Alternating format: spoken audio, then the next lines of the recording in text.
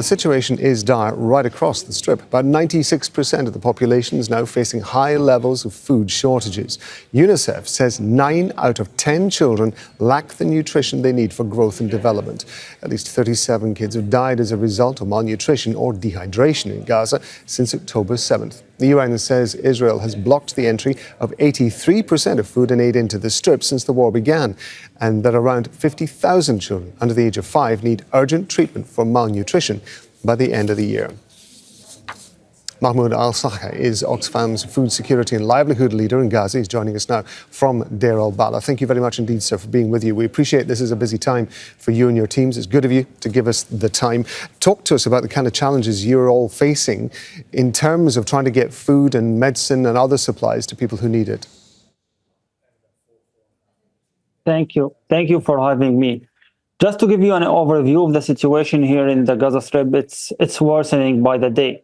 The Israeli bombardments and the incursions all the times and the ongoing operations intensifies, and this is also complicates the humanitarian situation in the Gaza Strip. We are talking about the food situation in all over Gaza Strip is catastrophic. The aid entering Gaza is almost at the minimum level since months. We are talking about more than 90% of the Gaza populations are facing acute food insecurity nowadays, and we are expecting that more and more children are facing malnutrition in the coming days.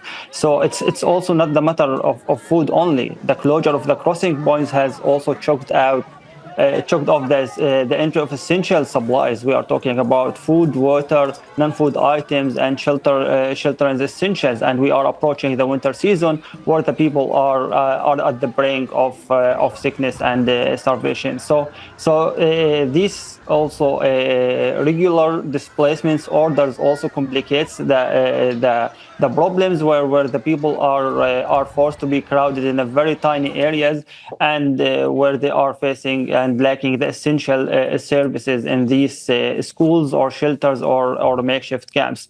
So overall, we are still convinced, and based on all these reports, that the famine in the Gaza Strip still persists. This is overall, but for the situation in the northern area of the Gaza Strip, it's more complicated.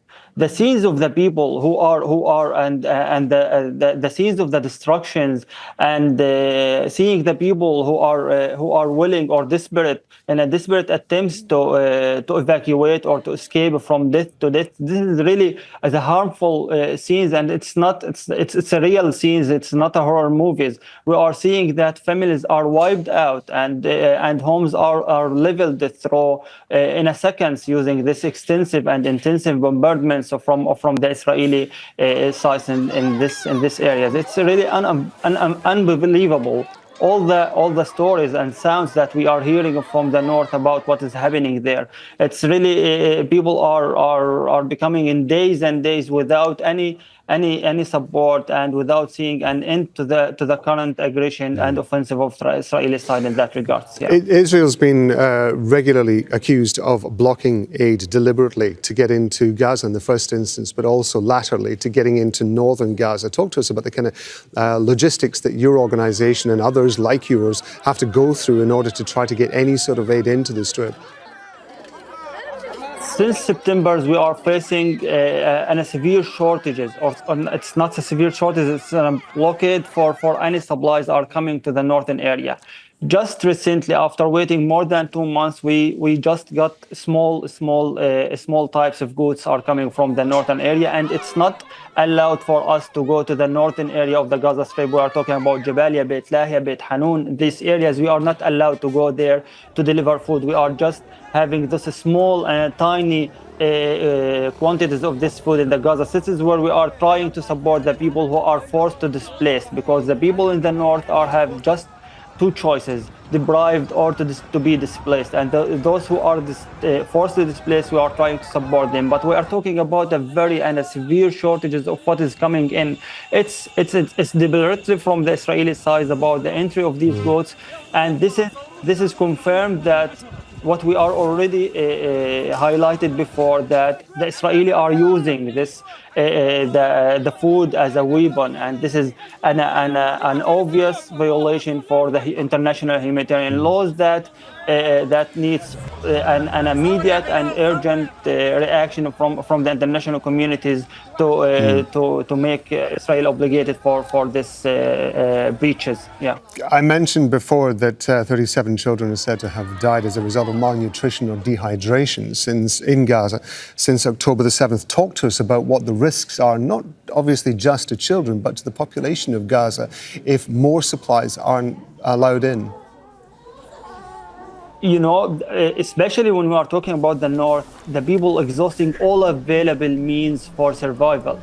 There is nothing. You are talking about tens of days that they are not receiving any supplies. And when we are talking about the north, the most of the populations are rely on the aid supplies. So when we are talking, there is an limitations and a blockade and restrictions on the coming.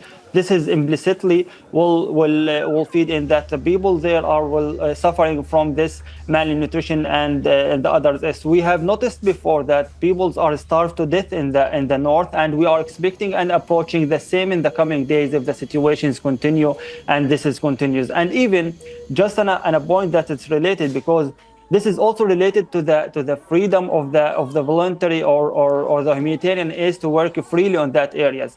The humanitarian workers are risking their lives every day in order to try to support those people in a desperate need, and there is no they are not protected, and they are targeted many times. We are talking about more than 300 humanitarian workers have been killed in Gaza since the start of this, and this has not happened even in anywhere else. So all these things linked together needs to be resolved in order to be able to address this urgent needs of the people that is in the north who are starving to death nowadays.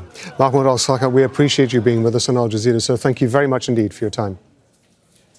Thank you.